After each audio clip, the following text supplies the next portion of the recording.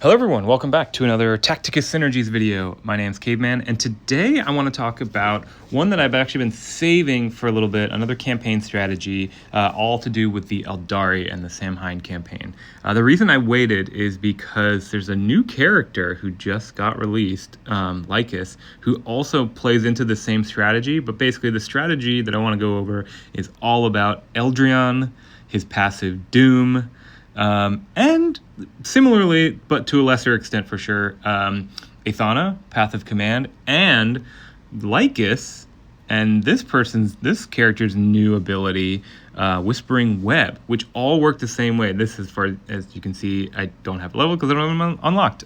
Is only +4 damage over there. I'll read it out a little bit later, but my Eldryon is level 50, and he has a passive called Doom, which was actually the entire basis for this, what was the meta guild raid team a few years ago now. It's the OGs will remember the OG multi-hit team, was all based around this particular passive Doom. There's some talk about the meta coming back, but I'm going to make that a whole separate video, the potential return of the multi-hit team with Lycus now. But I really just want to focus on campaigns for this video, the Eldari working together, and then and Doom and Path of Command. So Doom reads here, it says, all enemies exactly 2 hexes away from Eldryon take +898 damage from other friendly units, normal attacks. And then additionally, other friendly Eldari units actually deal an additional amount of damage. So instead of 898, they actually deal 1197. So it's a big increase. It's like a 30% increase or something like that to Eldari units. So they deal a lot of damage. And this is, it says they take, so this is actually a debuff on the enemy, not a buff for your units. So the enemy takes plus a certain amount of damage, which applies to every hit. It doesn't say this, but when you have a damage stat, then your damage is multiplied by the amount of hits you have. So if every single time damage is used, like every single hit, that means every single hit is going to gain this amount of damage, which is crazy. I mean, literally just from Eldryon's passive alone, if you had a Stone 1 character that had a 1 damage hit, all of a sudden they're doing more than 3,500 damage just based on Eldrion's passive alone. And that is exactly the case actually with other units they pair really well with like Mogan Ra. So Mogan Ra, he's a legendary unlock. You probably won't have him if you're just beginner working on the campaigns. But he has 6 hits, and you see my Mogan Ra is sitting down here at Stone 1. But it doesn't even matter because his damage stat is 16, so he does pitiful damage by himself. But when you pair him with Eldryon, all of a sudden, every single one of these hits gets an extra, like nearly 1,200 damage per hit, which gets crazy numbers. I mean, this guy can nearly get to like 10k damage just based off these buffs alone as a Stone 1 character, which is crazy. Same thing with Path of Command. So I have this at level 43. You know what? I'm going to go ahead. Well, I'll wait. I have this at level 43, and this adds 228 damage per hit. Eldari units gain an additional, so that's different than gain instead of, they gain an additional 170, so they stack. And that's like, another 400 damage right there. And these can be used in conjunction. So this is a buff to your units, not a debuff on the enemy. So basically, all friendly units within 2 hexes gain a damage buff. And most importantly, if you look at it also gains a crit chance here, which is really nice. This has no literature about normal attacks or anything like that, whereas Eldryon's, it says normal attacks. It only applies to normal attacks. So if you were trying to use this with Ragnar or something like that, or other Imperial characters, or I guess better use is like if I have someone from another faction that wants to use a special attack and an ability like a carrion or something like that, it wouldn't apply to that. However, if you keep reading, with other friendly Eldari units deal 1,200 damage with all their attacks to affected units instead. So the normal attacks restrictions only applies to non-Eldari units.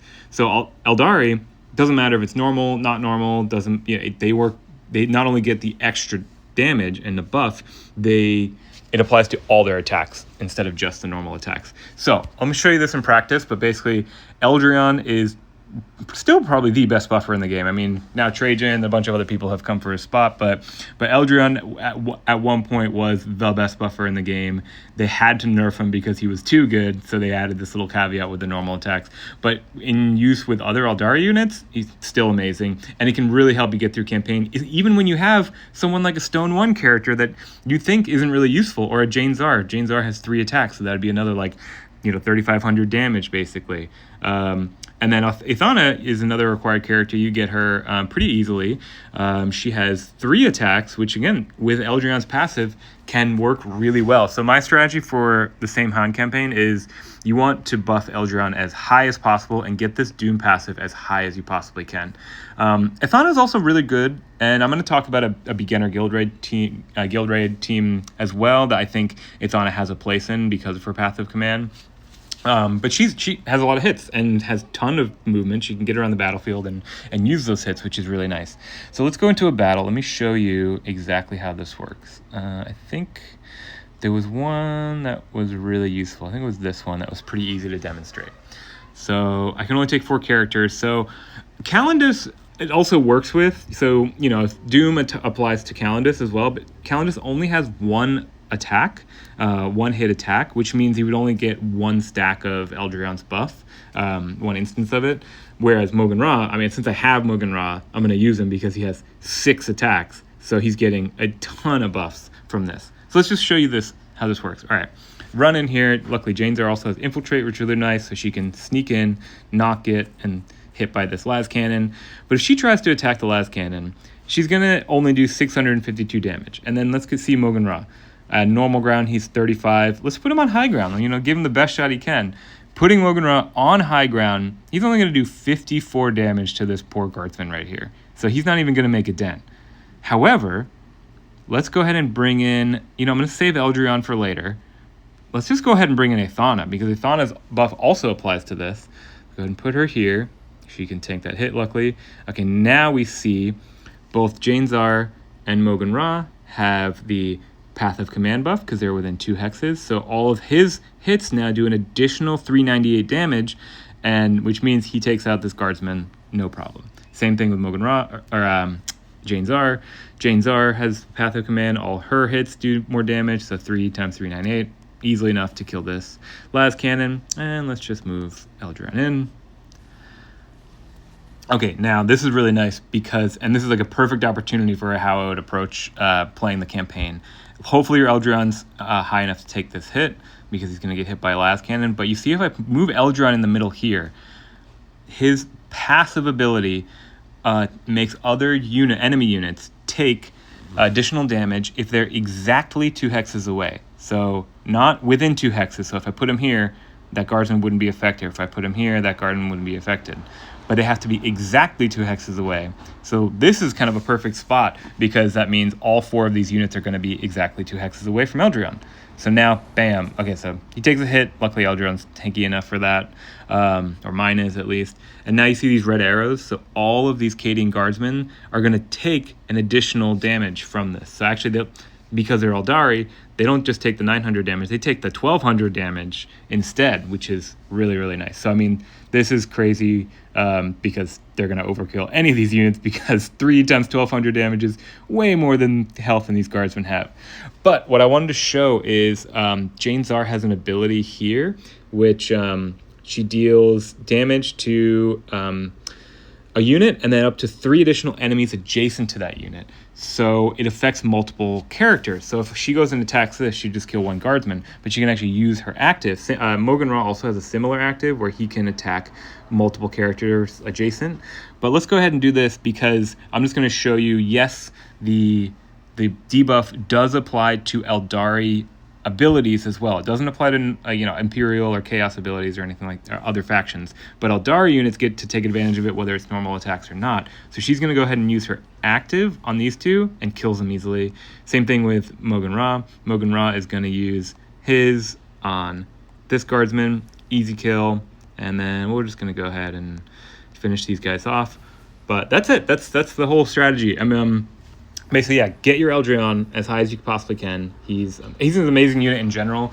That Doom passive can also be really great for cheesing missions as well. Like when you start to unlock mythic characters, you're gonna need, oh god, you're gonna need wait, let's go back real quick.